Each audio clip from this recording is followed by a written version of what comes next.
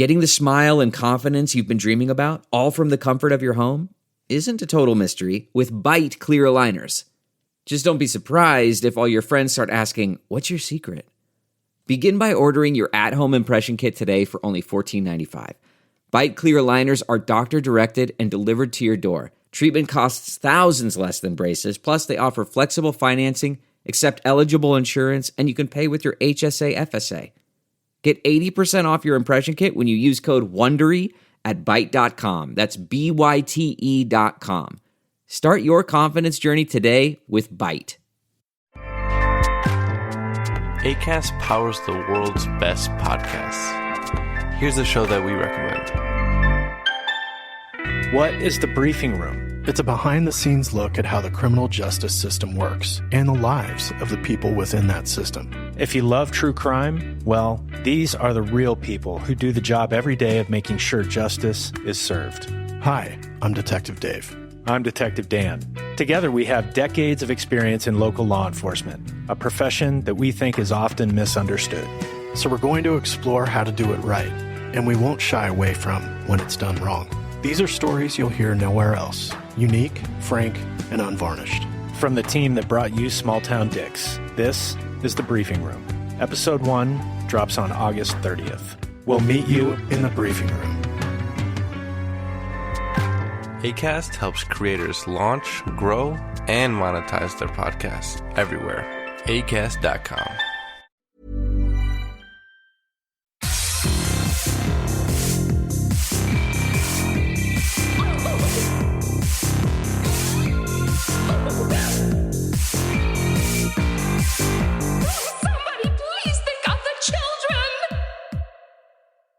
And welcome back to Scarred for Life, the podcast where we open up old wounds by looking back at the films that scared us as kids. I'm Terry. And I'm Mary Beth. And each episode, a special guest brings with them a movie that traumatized them as a child. This week, our guest is Katelyn Nelson. She is an assistant editor and writer at killerhorrorcritic.com, and she also writes on Medium. Her focus is analysis on the use of disability in horror, among other things. Welcome to the show, Katelyn. Thank you so much for having me. I'm so excited to be here. We're excited to have you here. We always talk about how it's really kind of cool to put like a voice and like actually get to talk to people that we interact with in a very visual medium, in like a now audio medium. I'm so used to just like DMing you. It's like, oh my God, you have a voice. I know. So I guess like first question for you, Katelyn, is how did you get into horror? So I was like traumatized by horror for an incredibly long time. And the thing that actually got me into like enjoying watching horror was I was at a slumber party when I was like 16 or something, and my friends sat on my legs so that I wouldn't run away. Oh no. And played that we went and rented. The only one that I remember, I know there were 3, but the only one that I remember is The Hills Have Eyes. Oh no. Yeah. The original one, or? Yeah. Yeah. So they knew that I would leave because up until that point, every time someone turned on a horror movie, I would just leave the room. Wow. But they did, and we watched all 3, and I don't know what it was about that, if it was like immersion therapy or something, but after that, I just watched all the things, and here I am. What is it about like slumber parties or like, sleepovers that like just, that seems to be the going thing, is that everyone wants to like watch a horror movie. I wonder why that is. I feel like it was because from what I remember, it was like, oh, who's cool enough to watch a scary movie? And you wanted to look cool in front of all your friends who could watch them. Mm-hmm. But then it got to the point where I only had like 3 friends that I really like had sleepovers with, and we just loved being scared. So we would try to outdo each other. Not always fun when you're like, oh no, things are real fucked up. But that's how I saw it. I saw it as like who's the scaredy cat. Yeah. And yeah. It was always me. So it's me. I am the scaredy cat. So I know that you said that like because you said you were 16 when this particular event happened, right? Yes, and actually The Grudge came before it, so I was still like petrified of watching movies, but I was coerced into watching it. So actually the first time I watched The Grudge was like mostly from behind a pillow. Okay, well, let's put a pin in that. We'll get to that a little bit later. We'll get there. So did you have any horror faves growing up? Or any movies that were like genre adjacent or anything that you watched? Actually, the more I think about it, the more it's like, why didn't I start watching the movie sooner? Because I actually read a lot. Like, I read a lot of Edgar Allan Poe. I read a lot of like Agatha Christie and all of that kind of stuff, like endlessly.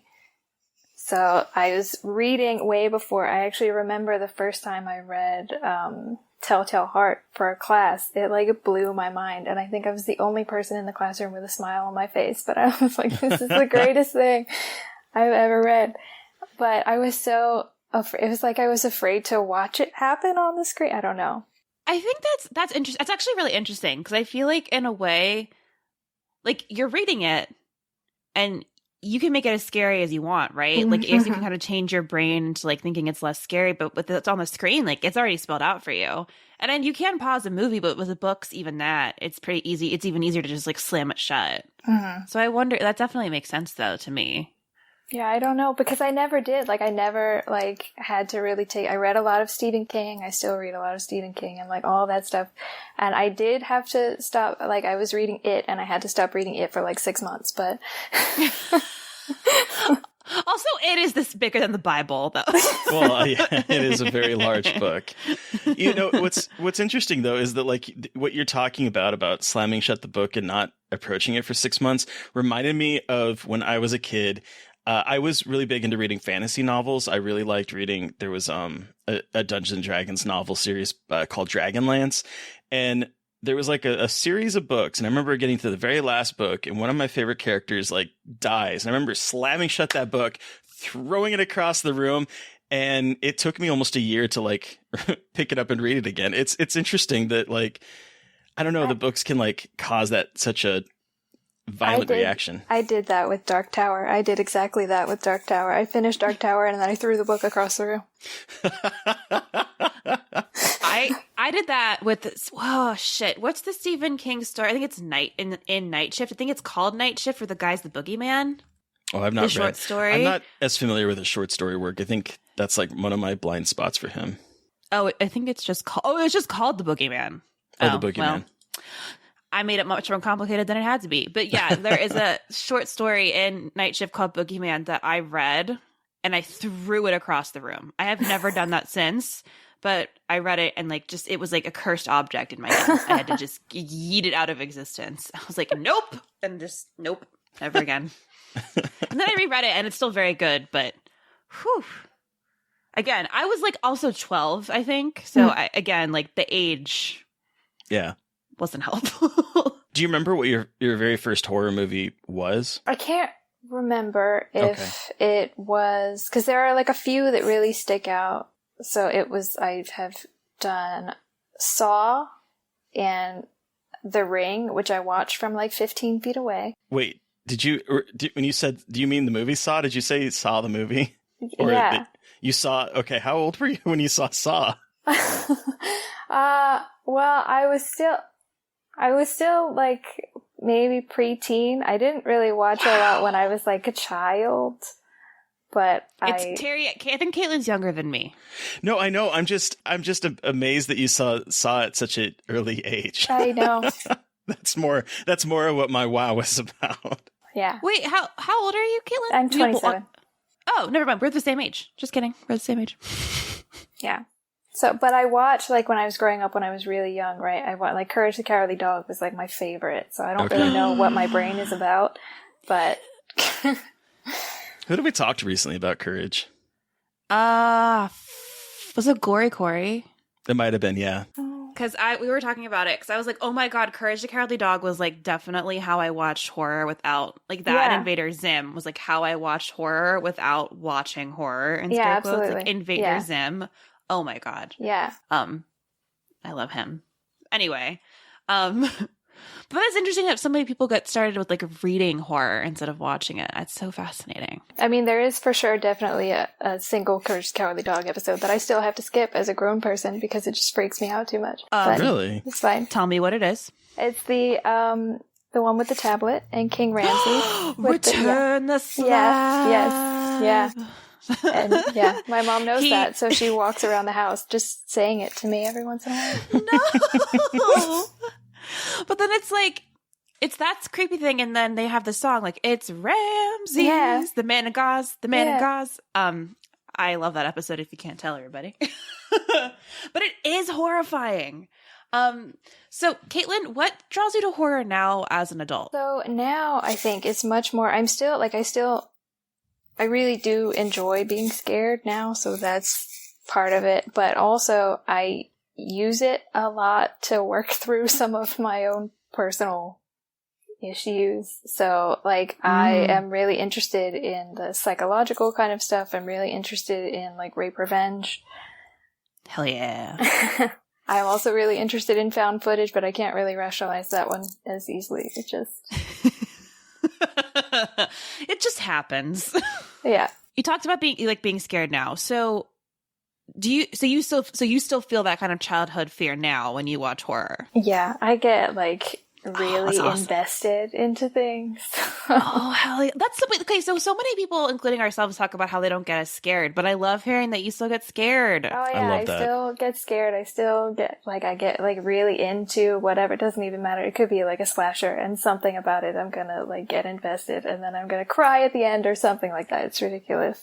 I love that. I love that. Don't lose that feeling. Don't lose that. Oh my God. I feel like as kind of jaded adults, we sort of are like still chasing that kind of fear that brings us back to that childhood moment. So I love that you still get scared watching movies, because I kind of wish I did the same. So what was the last movie you watched that made you scared like that? Let's see, what's the last one that I actually watched? Because I have like this mythic thing in my head for Brian Bertino, so I haven't watched Dark and the Wicked yet. I haven't watched it yet because I'm so, like, I built it up in my head as this horrifying thing. So I just got it in the mail on the Blu-ray. Caitlin, also, I think that we have the same brain. Yeah. We're the same age. Yeah. We live near each other. I'm not convinced that we're not the same person. Anyway. But the last one I actually watched that did that, Invisible Man, really messed me up for a while. Yes. Relic did as well. Yeah, Relic. Yes. It's like the really intense, like, scary trauma of Invisible Man, and like the really awful slow burn, like, oh my God, of Relic. Wow. And so what are some of your favorite horror movies as an adult? So I'm going to try not to go on a tangent, but I really love Texas Chainsaw Massacre. Hell yeah. Fuck yeah. Fuck yeah. Fuck yeah. I know everybody hates Franklin. I love Franklin. I don't love Franklin, but I like Franklin more than most people. Tell me more. Why? Yeah. Okay. So I've actually written about him, and I don't know if it was a group piece or if I did it on my own. I can't remember anymore. But I was writing about Franklin in Texas Chainsaw because the more that I watch it, the more that I realize, like, the things that he's complaining about all have to do with, like, being in this group of people that do not give a shit about, like, what he needs as a person in a wheelchair. And so actually, like, not the reason, he probably would have died anyway, because let's be honest, but the reason that he dies in the way he does is like he's trying to tell Sally how to push his wheelchair to navigate the terrain better, and she's not really listening. He's trying to tell her how to push it or not push it, or like how to angle it so that he can move better, and she's not really listening. And then, you know, he gets it. But there's a thing that happens that I've noticed where it's like when there's 20 or 30 minutes left in almost any movie, if there's a person who is disabled in a wheelchair or whatever, they're gonna die at right about that time mark. Okay, because we were talking about this with Friday the 13th Part 2, right? Yeah. Because we talked about in the episode the hunky guy in the wheelchair, hunky boy in a wheelchair. What other movies have you seen that happen in? I mean, there aren't a lot of. I feel like there aren't that many horror movies that deal with There aren't a lot, and I really love Run for that. Because, yeah, I was going to ask you if you'd seen Run. Yes, and I loved it because it showed like a lot of things, like the opening. Have you guys seen it? Oh yeah, I have not, but don't okay. worry, I'll just listen. Okay. So the opening few minutes of it, where like she's born and stuff when she's really, really small, like that is what happened. That's what it was like when I was born. I was in like the little NICU box, and nobody could touch me, and I've never really seen that in any kind of horror film. And I brought my mom in when I was watching to like make sure that that's really what it was like, and she just started crying, and I was like, oh my god, okay. So yeah, but she is fantastic, not necessarily because she's disabled. She's fantastic because she's like strong and independent and all of these other things, but also happens to use a wheelchair. I don't know. And she lives the whole time. It's great. We love it. It doesn't happen very much. It's happening a lot more now than it used to, and I love to see it. Yeah, and correct me if I'm wrong, but didn't they cast someone with a disability in the role too? Yeah, he made it a priority to cast someone who used a wheelchair for the role. Yeah. Fuck yeah. I love it. Yeah. Okay, so Texas Chainsaw and Revenge is my favorite thing. Hell yes. We don't like revenge here. I don't know what you're talking about. One of us did not write a paper on revenge. I also really love The Strangers, but I can't bring myself to watch it very often because I just won't sleep for a month. I mean, fair. It's intense. It's so scary still. That movie is still so scary. Yeah.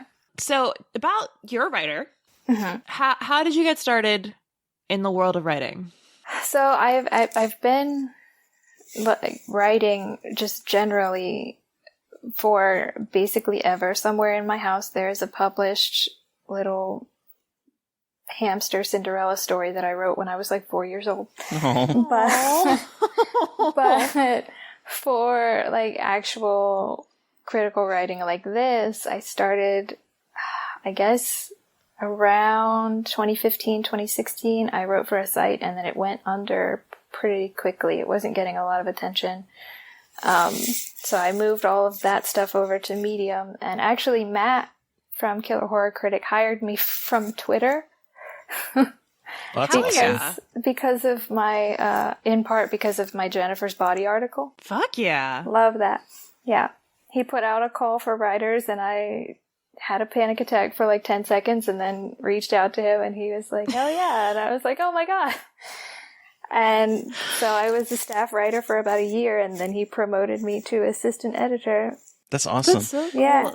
Sometimes Twitter is good. Sometimes Twitter is a good thing. No, it is, absolutely. Can you tell listeners a little bit about killerhorrorcritic.com and what it kind of is about? Okay, so we're still trying to expand the kind of things we put out, but for the most part, this is our first year covering Sundance. It's very exciting. Oh, are you covering Sundance too? Yes. Nice. Oh my God, yay! All three so of exciting. us.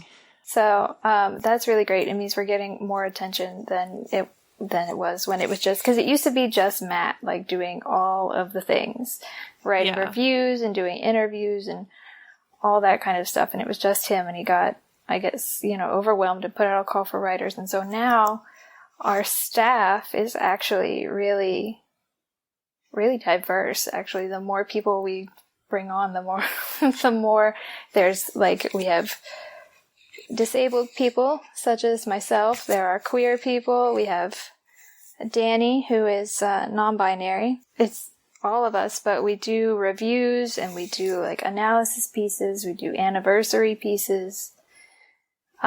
We do interviews. We have a werewolf series going on that's been going on for a couple of months. It's really fantastic. One of our writers is doing going through werewolf cinema. She started in like the 1910s and she's just reached the 70s. Oh, wow. Oh. I was That's just telling awesome. someone how I don't know as much about werewolf movies as I should. So I don't either. And a literal joy to edit every week. Like her stuff she's sent, like the last one I did, I have now edited 2 pieces that are about werewolf pornos, which I don't know if you knew were a thing. I sure didn't. No, I didn't. Like, yeah. Like it's actual porn with, I suppose. Okay. She has some real dedication to her, to her endeavor. That does exist. I'm glad you know that, Terry.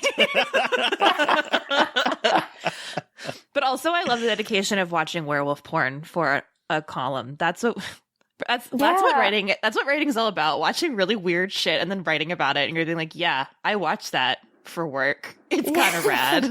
Yeah. Wait, what's the weirdest thing you guys have ever had to watch for a piece? This is a good question that I want to know the answer to. The weirdest thing that I have ever... Oh god. Okay, so there's only one thing I've had to watch that haunts me. It's not very good. It looks like it was made for like $5. But it's called Girls Just Want to Have Blood. Oh. It is a vampire movie. It looks like it was made for $5. They look like they had a lot of fun making it. So, that's cool. But it has 2 in-film pornos. Oh! Yeah. Okay. Yeah. I did have to... They're like exorcisms, but... But sex? With porn, yeah. Oh! Like his jizz is...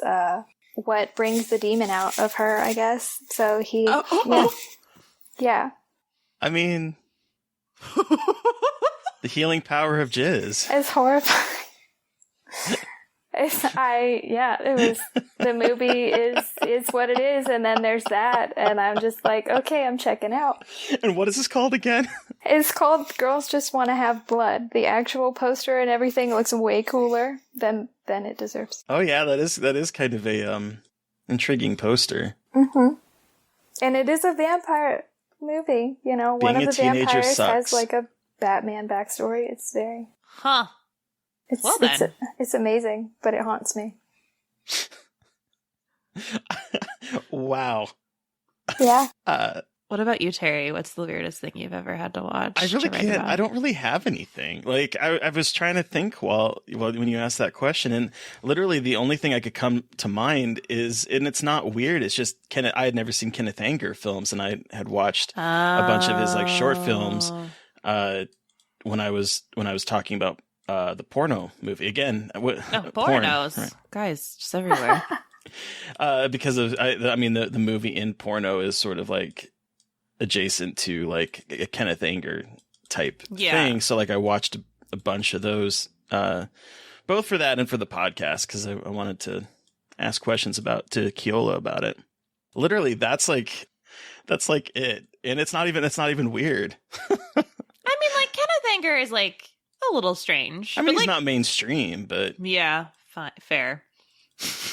But like, I don't know. It's not. I don't know. It doesn't seem that weird to me. Yeah, that's fair. What about you, Mary Beth? I was trying to think about it because I've watched some weird shit for research, like on YouTube, for like, because found footage research really leads you to some weird places on the internet and some weird things where you're like, I'm not sure if that's real or not. But I think the weirdest thing I've ever had to watch for review is the Clownado.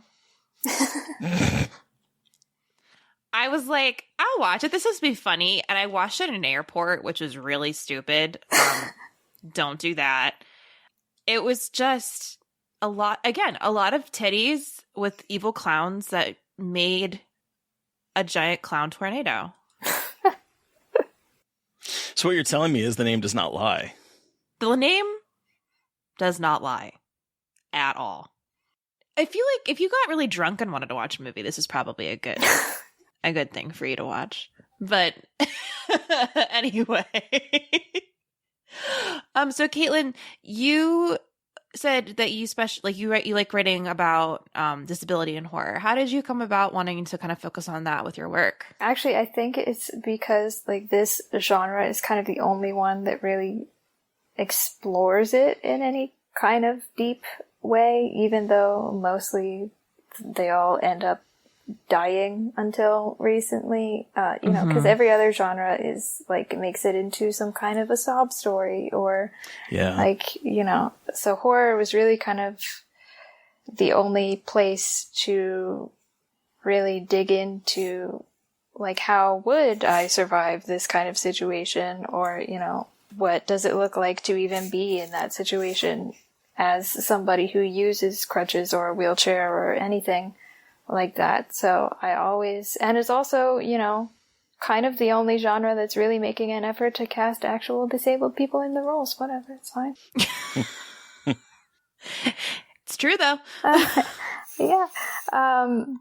And I always really love to see that. I love to write about, you know, because I always, now that I've seen it start to happen, I always kind of do the research to see if the person in the role is actually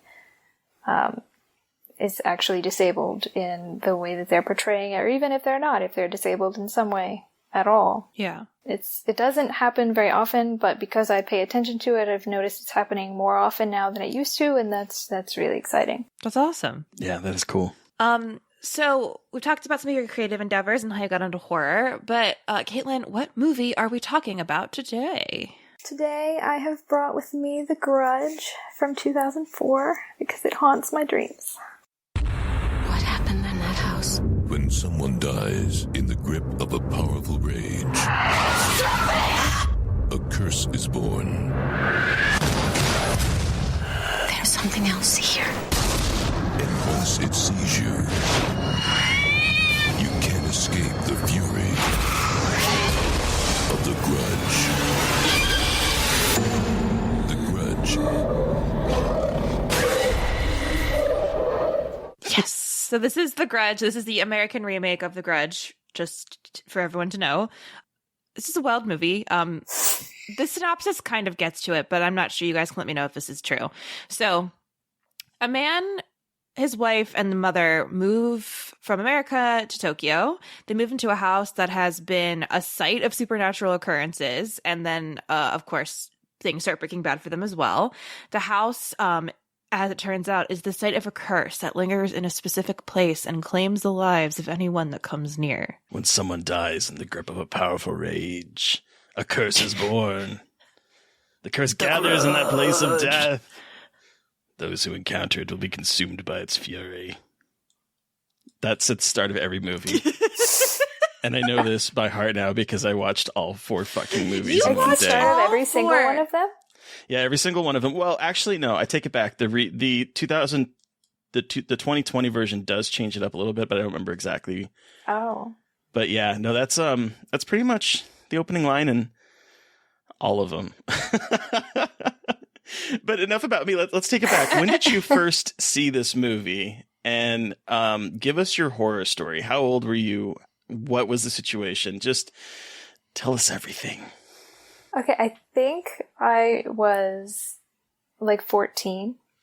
So it was before I really got into enjoying watching horror movies. And I don't remember exactly how it came about, but I was definitely coerced into sitting down and watching it with someone in my family. And I don't want to say I wasn't allowed to leave because I probably could have, but I would have heard about it later. So I just like sat there and watched it with a pillow covering like 90% of my face. But I still watched it, you know, all the way through. There was still part of me that was like, I kind of want to see what happens. But I think the thing that was the worst is actually the sound. I was actually going to say that hiding your face behind a pillow doesn't really save you from this movie, because the thing that I noticed about the first one in particular is the use of sound. So I could only imagine 14-year-old Katelyn hiding behind this pillow for protection and then still hearing the cat sounds and the death rattle and all of that. Yeah. And it's so I have an older brother, and I wasn't watching it with him, but, you know, everybody knows that sound from this movie. So he, and also my mom sometimes, after I watched it, would just go around and, like, make that sound at me. Oh, my God. My family did the same thing. Like, and basically that was Sound Did Not Leave My House. Like it was, and it was in the trailers. Like most of my family hadn't even seen it, but they thought it was so funny that my brother would just do it and make that sound. Yeah. I was the one doing that sound. Yeah, of course you fucking were.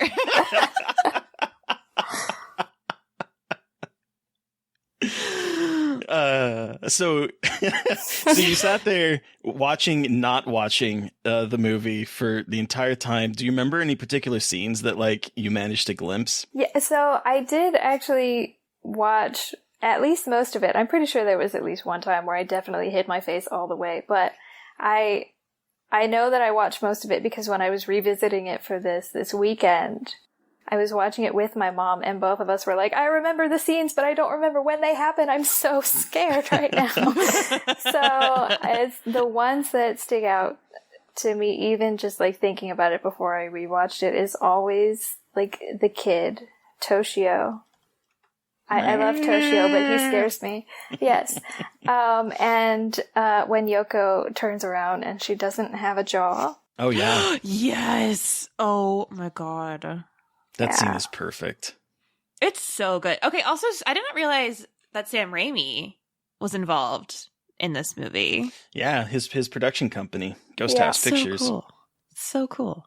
But so after you watched The Grudge and you were followed around by screeching family members, like how else did it affect you after you had seen it? Obviously, you haven't watched it since you were 14, so it got under your skin. Yeah. So my coping mechanism, my chosen coping mechanism, is incredibly on brand for me. I got so freaked out that the only way I could think to get it out of my head was to write a sequel. Oh my God. Yeah. Yeah, so I had a notebook and like one of those pens that has like multiple colors in it, right? So yes. I wrote it out by hand with like multiple. I had one color for like flashbacks and one color for like current. Oh my God. Time. So it was very ridiculous of me, but it worked. That's amazing. So, oh my God! Publish Katelyn. Publish the Katelyn cut. Do you still have your story that you wrote? I don't know. I don't know if I still have the notebook somewhere. I don't really throw away notebooks, so it might be around, but I'm not sure where it is. Do you remember what you wrote? What the sequel was? How it turned out? Well, I'm sure it wasn't very good because I was, like 14 or 15 years old, and I've gotten much better since then. But I still gotta know. I gotta know how the story continues in Katelyn's world, because let me tell you, it doesn't continue very well in the sequels. Well, I know you had said you were watching the sequels, and I had said something about, I haven't seen the second one, but I've seen the third one. And the only good thing about that one is actually the way they use the sound. Everything else is just a lot. The third one is terrible. It's really bad. You haven't seen any of the others, have you, Mary Beth? I've seen 2. I haven't seen 3. Okay. So 3 picks up right where the sequel ends with the surviving boy. Right, and he gets killed in the first 5 minutes, as is typical with any of these Grudge sequels. But then the rest of the movie, it's one group of characters, it's one timeline, it's told in chronological order, and it's more of an Amityville horror knockoff with Japanese ghosts in it than it is anything else. It is terrible. Cool. It was boring. Yeah, it was really, I tried. I was like, oh, I'm going to be brave and do this thing. And then I was bored. And then they did the sound and I was like, okay, I'm not bored. And then they stopped and I was like, I'm bored again. So I ended up fast forwarding through some of it. Okay, so when you wrote this sequel, yes. Did that solve everything, or did it just sort of help you deal with it more? I mean, I didn't revisit it, but it did. I was a very impressionable child. I'm still pretty, like, if I watch something at a certain time and I don't cleanse my brain beforehand, I'll have nightmares and stuff. So, I did, like, have nightmares about it, after I watched it. So actually writing did sort of help with that. I didn't really have nightmares about it anymore. I didn't really hear the sound unless a family member was making it in my ears. So it did help in a weird way. I guess it's not weird, it's how I deal with everything, but it did help in a weird way. I've never done that for any other movie that I've watched. It was only that one. Well, it's amazing to me because, like you said, that earlier you said that one of the first movies that you had seen, and I think this is why I was so like incredulous, is one of the first horror movies you saw was Saw, and you probably saw that before Grudge, I'm assuming. And so like it's amazing to me that Saw didn't affect you, like or did it affect you in the same way? Because like you say that you had never been affected by a movie as much as The Grudge, so I was kind of curious. Well, it did in a way. I was kind of being like a shitty preteen in that I was forced to watch Saw. I wasn't really forced, but you know, right. My mom was like, "You have to see this movie. It's really," and I know why she wanted me to see the movie. It's very psychological. It's very my shit now. Yeah, but it was not when I was that. So I just tried really hard not to pay attention to Saw. Okay. Okay. So, like, when all the body horror stuff started happening, I was like, I've checked out of this whole room. But The Grudge, I pretty much paid attention the whole time, so it really just lived in my brain.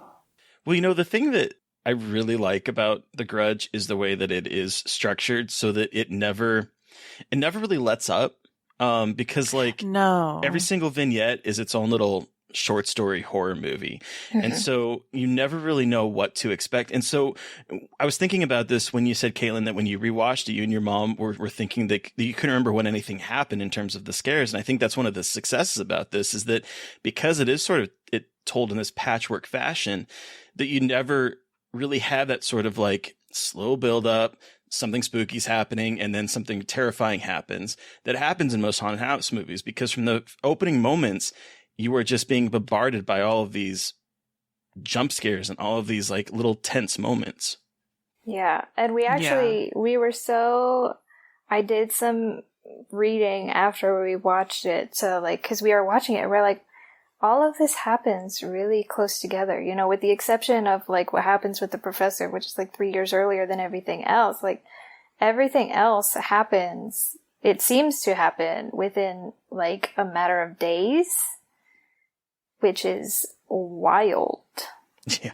That's true. So, okay, I saw this movie. This is one of those movies, this and The Ring were two movies that like lived in my head rent-free my entire childhood and like built up at these horrific narratives. Like The Ring and The Grudge were this like the idea, like the scariest movies to me in my head, and I hadn't even seen them. I just saw the commercials for them and was like, absolutely fucking not. And so I built The Grudge up in my head and built it up and built it up. And I finally watched it, and it scared the absolute shit out of me. But in watching it, I remembered things in the wrong places. So the part that really got under my skin was when they find the jawbone up in the ceiling. Yeah. And they're like, okay, there's the dead couple, but who does the jaw belong to?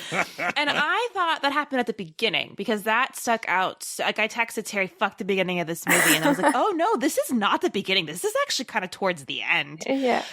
This movie had like so many weird moments that I really remembered. Like there was a part where Clea Duvall, who is in this movie, weird, when she's buying ramen. And when she's trying to figure out like what the ramen smells like, that scene has been in my head, and there's no real reason. Like it's not scary, it's very mundane, but like that scene stuck out so vividly in my mind. And I totally forgot about like they were all different vignettes. They're not just one story with Sarah Michelle Gellar, whose name is Karen. It's non-linear, which is really interesting. And so this movie had a deep effect on me, not just from seeing it, from just like it being around and seeing trailers and like wanting so badly to watch it, but feeling like too much of a coward to see it. And I think it's still pretty creepy, I will say. Oh yeah, no, it definitely held. We watched it in the morning because we were like, we're not doing this at night, and we did not turn like our sound system on full blast because we love ourselves.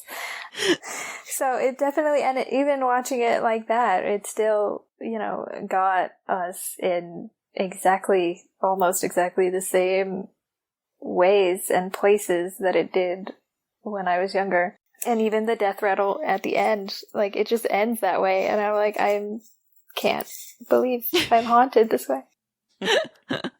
You know, I was thinking, Mary Beth, because you had mentioned the scene of Clea's character just poking the hole in the ramen and smelling it, which is a scene that has stuck with me all this time too. And I couldn't remember what movie it was from, but like I saw this like, oh my God, it was this movie. Like it just sort of clicked, right?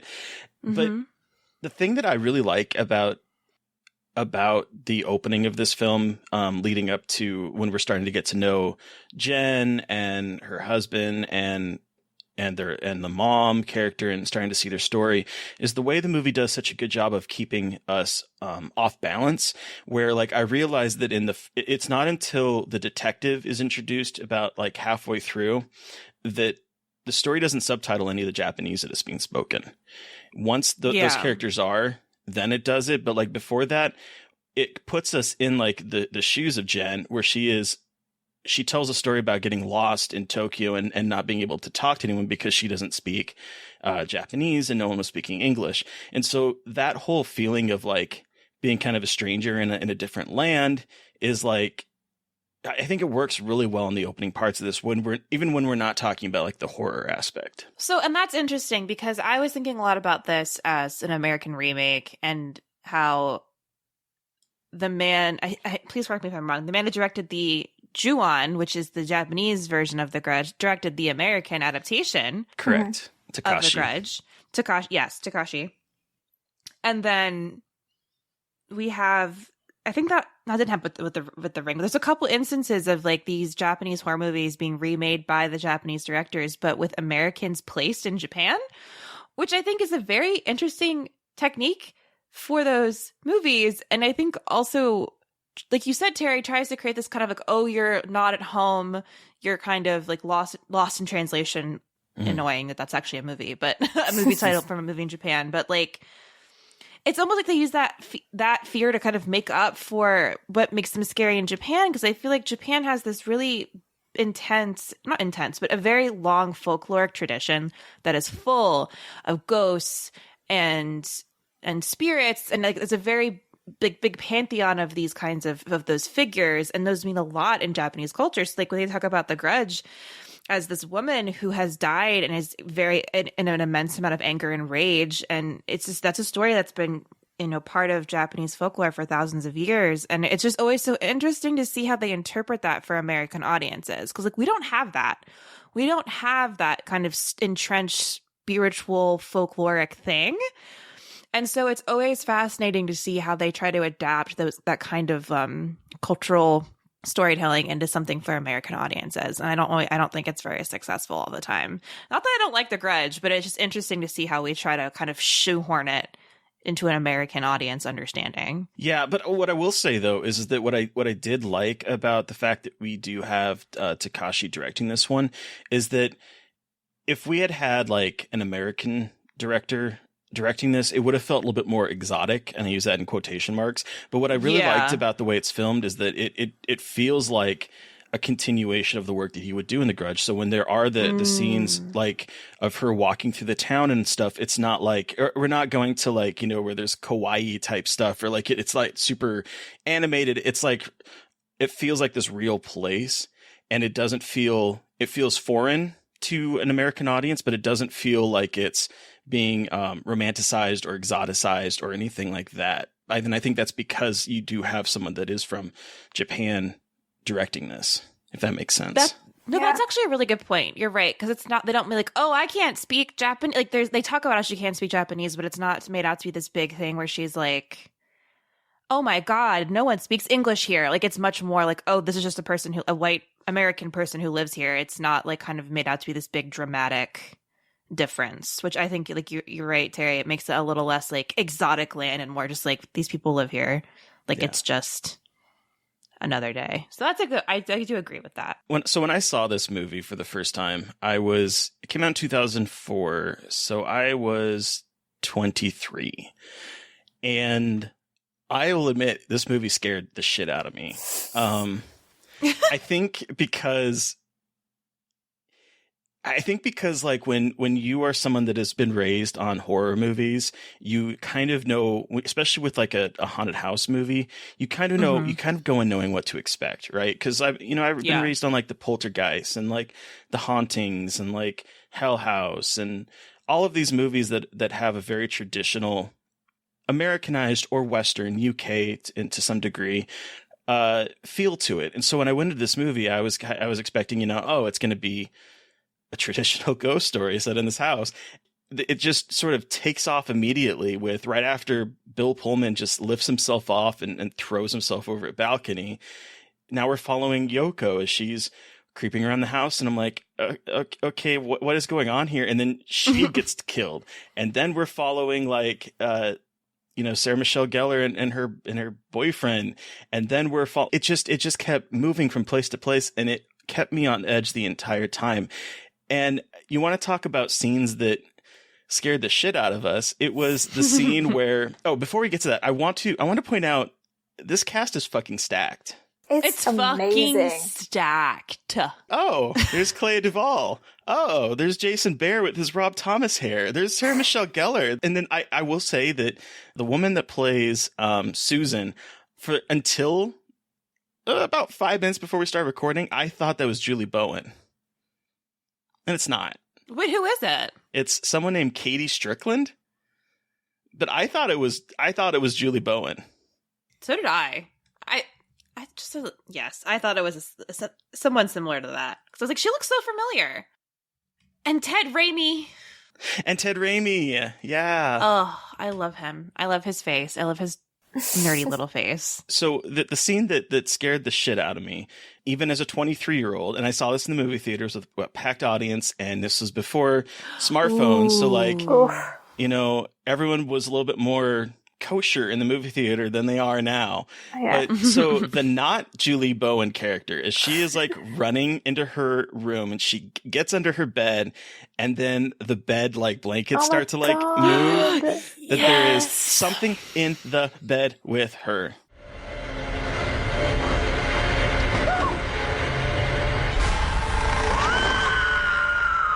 And that was the moment that I was like, nope.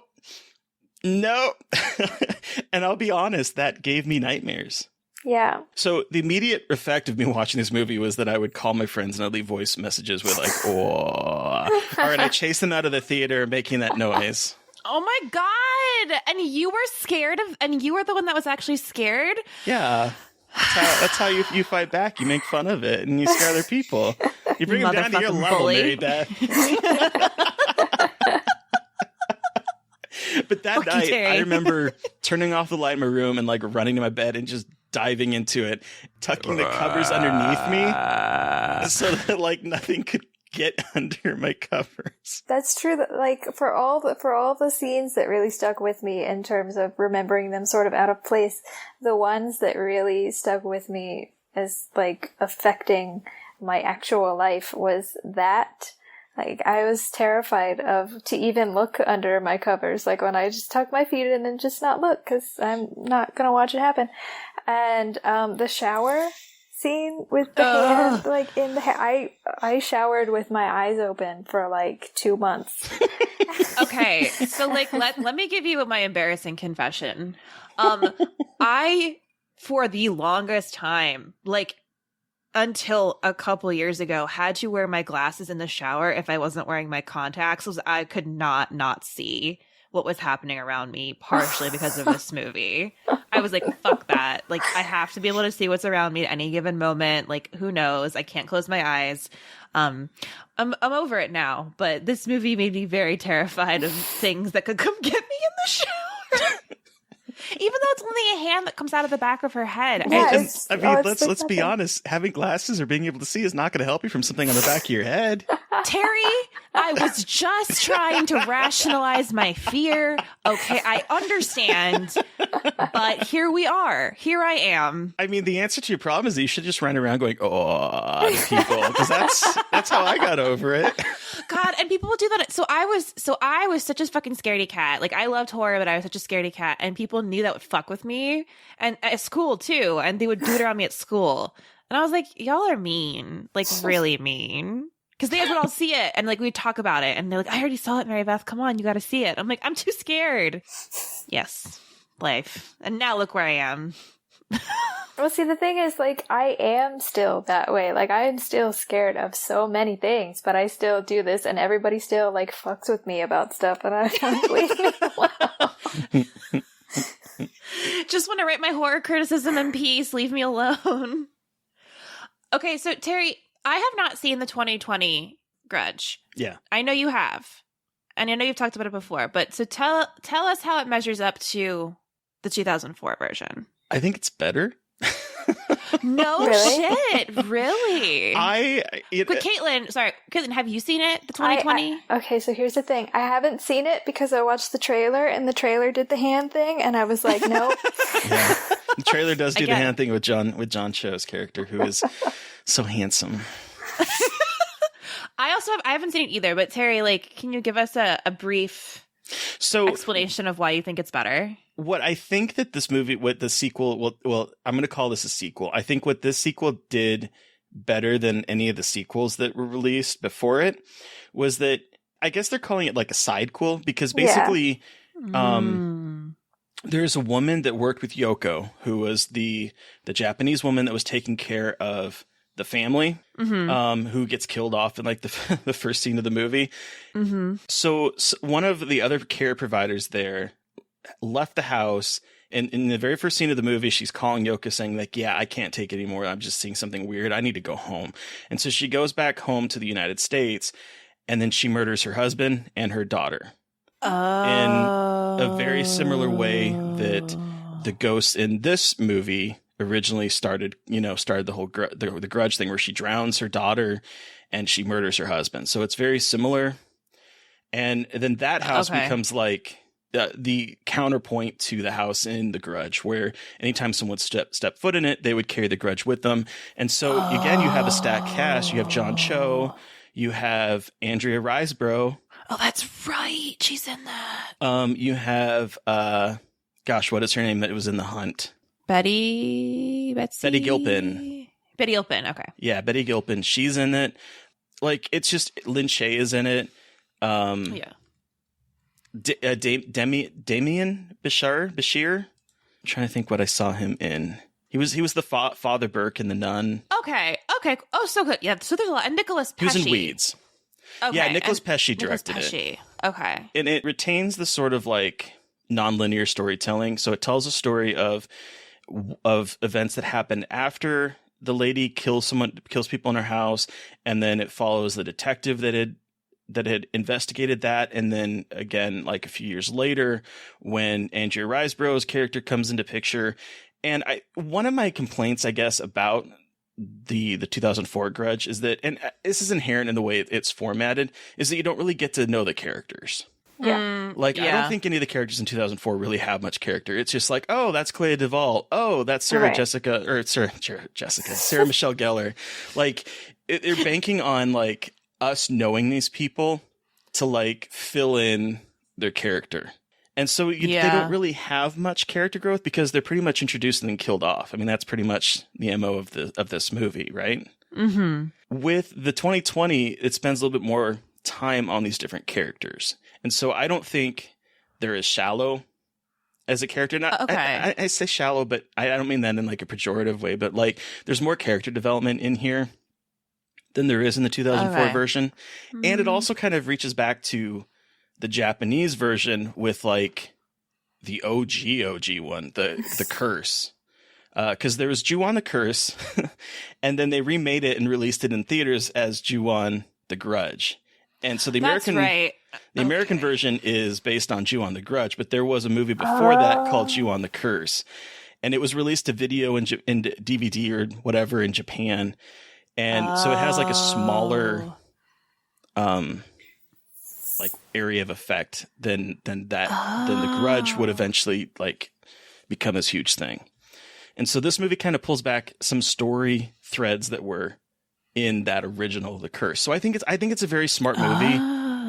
It's very sad. It's very traumatic and dramatic, a lot more so than the original version, I think. Okay. But yeah, I don't know. That's just my thoughts on it. Okay. Well, I want to watch it because I It's on enjoyed Hulu. this one. Oh, cool. Because I love Nicolas Pesce. And I did like the original, but I'm sorry, Sarah Michelle Gellar. I love you, but you can't act very well in this movie. She just walks around like she's confused why she's here. I mean that in so much respect, but she has no idea what she's doing. So, okay, so we were watching this, right? And my mom was like, when she gets handed the folder for this house, she's like, why does she already look afraid? Like, she's not even there yet, and she already looks so scared. It's so true when she gets the folder and it's like, you get your first like one off today, and she just like looks at him like, what am I, what's my job? I'm going to a haunted house. It's like, what? No, what?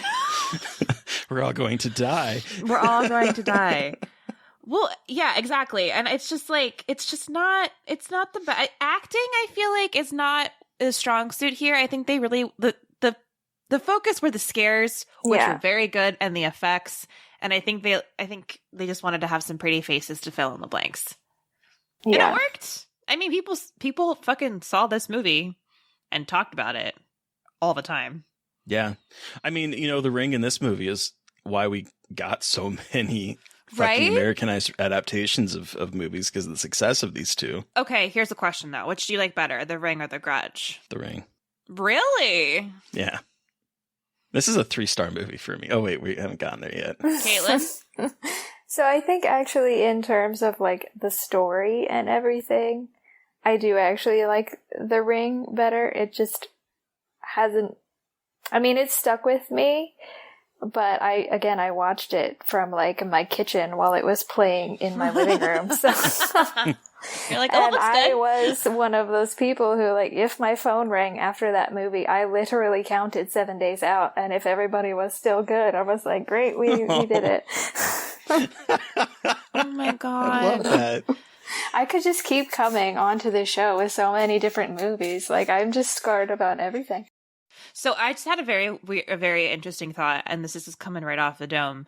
It is so interesting how with horror, even like, so I have OCD, and with horror, I would develop compulsions around horror stuff, like The Counting, to make sure nothing bad happened. And like, it's such an interesting way that like we develop. If you're even like, you don't have to be OCD to have a compulsion, but like how we come up with those little rituals around horror movies. Yeah. To see like they're not like, to feel like, okay, I beat the monster, like running to get into your bed and your like feet don't show at the bottom of the blanket, or counting how many days, or like, yeah, I don't know. It's just so interesting, the kinds of like rituals we develop around trying to assuage our fear. I had a really so cool. Sort of strange one where, like, so for all the scenes in this movie where people just like show up in windows, or like Toshio gets closer with every like floor of the elevator, right? I did like that. I love it, and it stuck with me so deeply that I would, like, when we would go driving somewhere after that for the long, I'm not even sure like when I stopped, but I would just look out the window, because I was like, if I look away, he's gonna be in my window. I was like that in elevators, but then I was the opposite. I couldn't look because I was too scared I'd see him. So I was just like, I don't want to face it. I don't want to deal with it. So, yes. That's one thing I do think this movie does really well, is putting those sort of like background scares in place. The elevator, where she, oh gosh, she finally made it to the elevator. She's might be safe, and then Toshio just keeps appearing closer and closer and closer. Or the face of Kayako showing up in the taxi. Was it taxi or bus? The bus, I think. The bus. Yeah.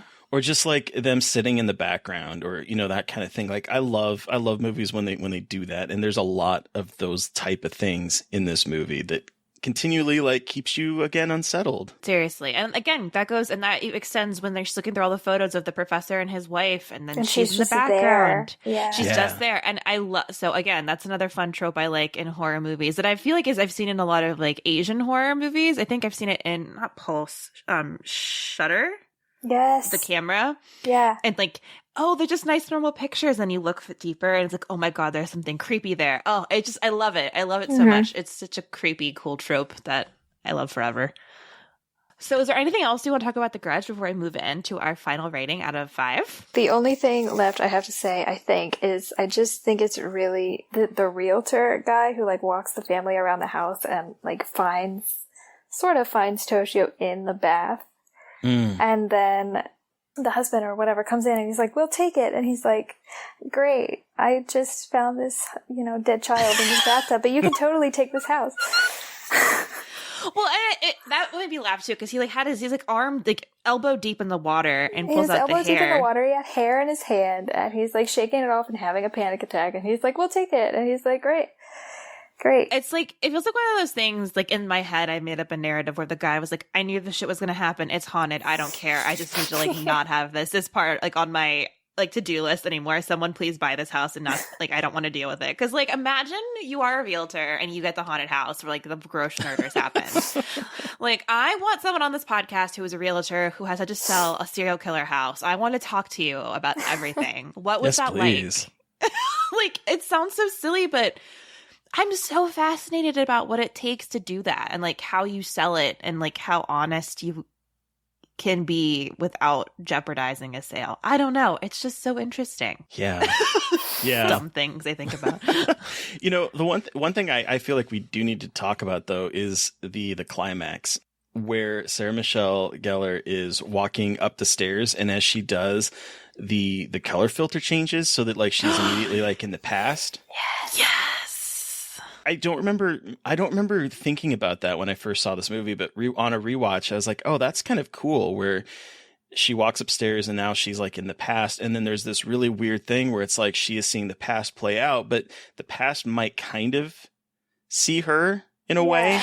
Yes. I didn't notice that until this time I watched it. And that was really, really cool.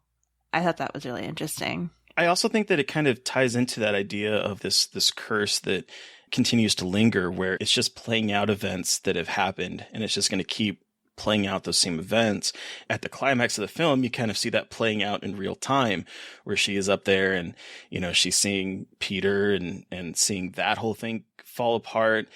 And then when she falls back out of the room and down the stairs and the color changes back to the present, and then you get the money shot of Kayako doing the weird crinkly body crawl down the staircase. And I love that sequence. Mm-hmm. So much. So much. What a good movie. Oh, and speaking of the stairs, I thought that happened again so much earlier. I think I front-loaded all of the parts that scared the shit out of me to the beginning, and I didn't realize that there was like a whole movie and not just like 6 terrifying scenes back to back to back. Like, weird how your brain just takes those things and globs them together. It's very interesting. Well, I do kind of think that maybe that's also because of the way the movie is structured, right? Yeah. So, like, you are getting scares in the beginning, you are getting scares at the end, you are getting scares in the middle. Like, it's just one giant jump scare through the entire film. It doesn't really give you any moments to, like, relax. Seriously. Okay, so we've talked about this movie. Do we want to give it our rating out of 5? Yeah. Terry, how many feral cat screeches / out of 5 do you give The Grudge? I'm sorry for everyone listening that fucked up your earbuds or ears. I'm sorry. I mean, I kind of already mentioned that this is a 3 for me. Yeah, fair enough. I like this movie a lot. When I first saw it back in 2004, I probably would have given it a 4 at that time because it really did affect me back then. I don't know. For some reason, it doesn't scare me as much anymore. And part of it is because like I'm much older than I was when I was 23, obviously. But I don't know. Am I? Maybe I'm not. Maybe I'm Dorian Gray secretly. No, I don't know. I don't think it didn't work as well for me this time. I think I started to see some of the cracks in it where like I was like, oh, there's no character development. Like these characters, we don't really know much about them. Their own character gimmick seems to be that they are an American in Japan. That kind of stuff really jumped out at me this last time watching it. And I will say that I think that some of the sequences are still really well done. I really like when, gosh, what is his name? The guy that William Mapother plays. Jen's husband. Oh. When Toshio pops up in front of the camera, that scared me. I actually jumped at that point.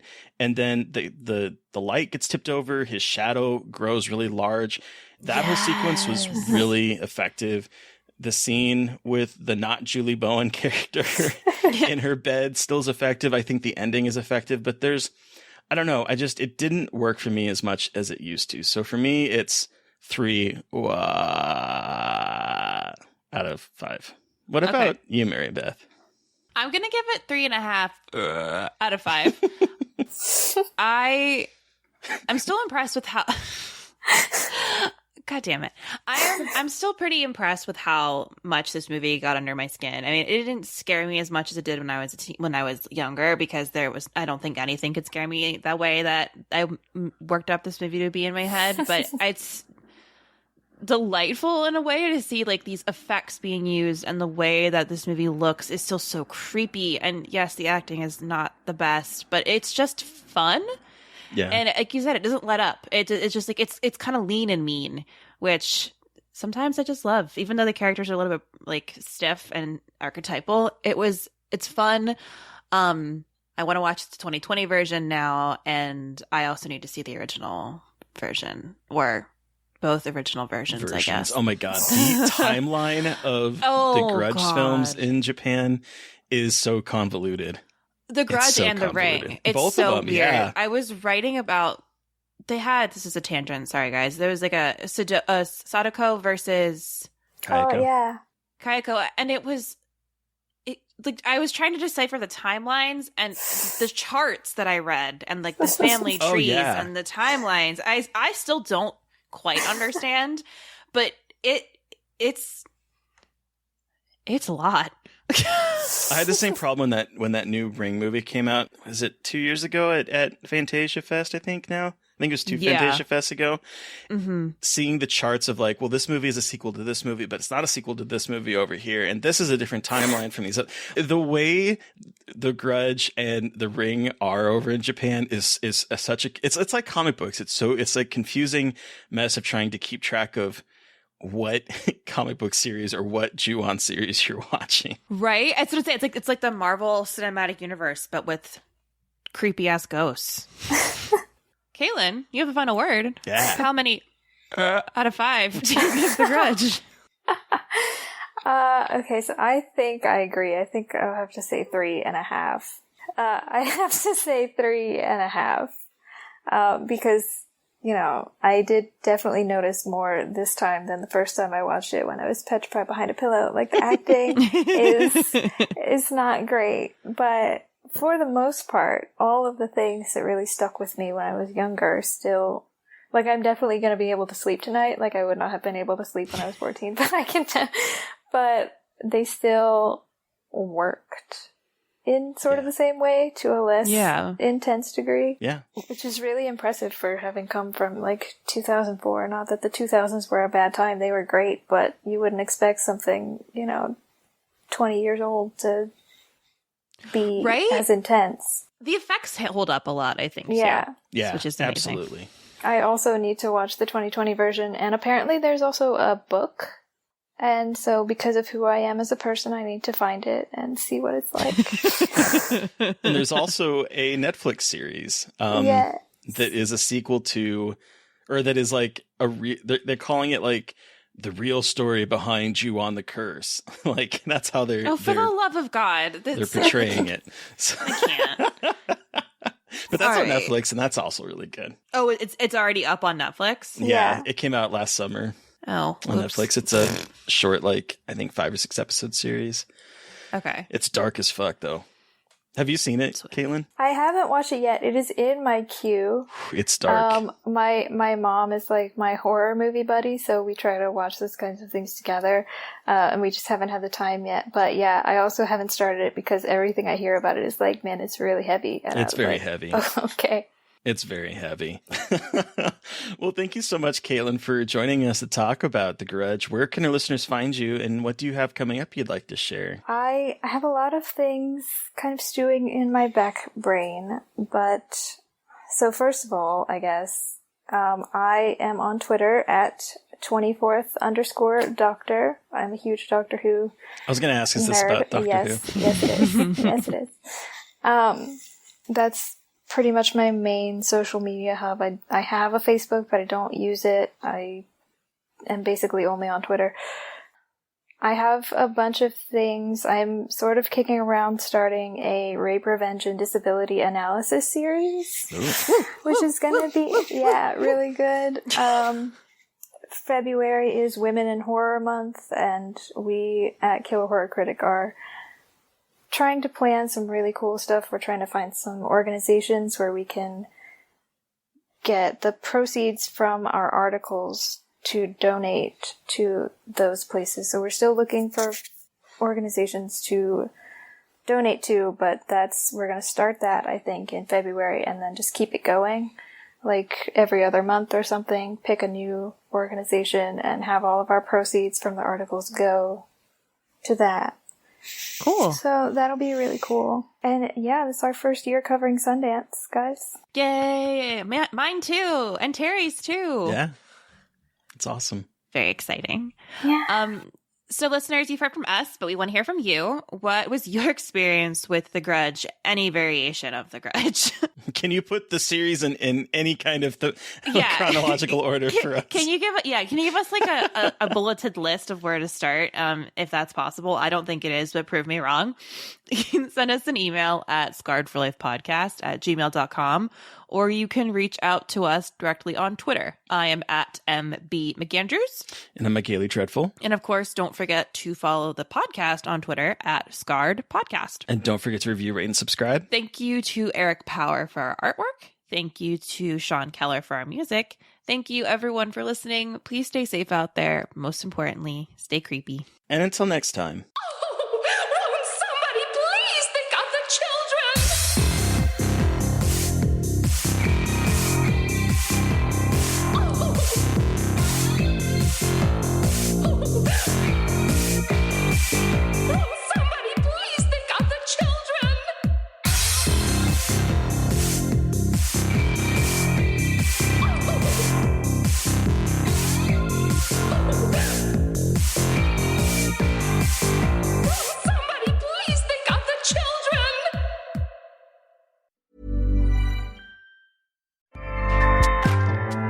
Acast powers the world's best podcasts. Here's a show that we recommend.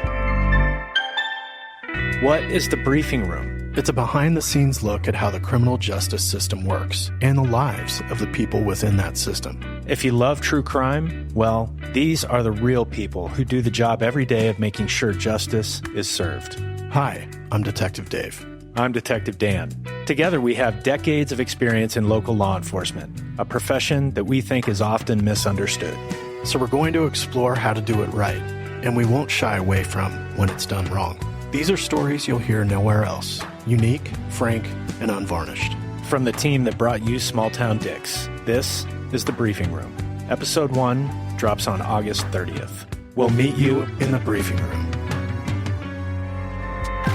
Acast helps creators launch, grow, and monetize their podcasts everywhere. Acast.com.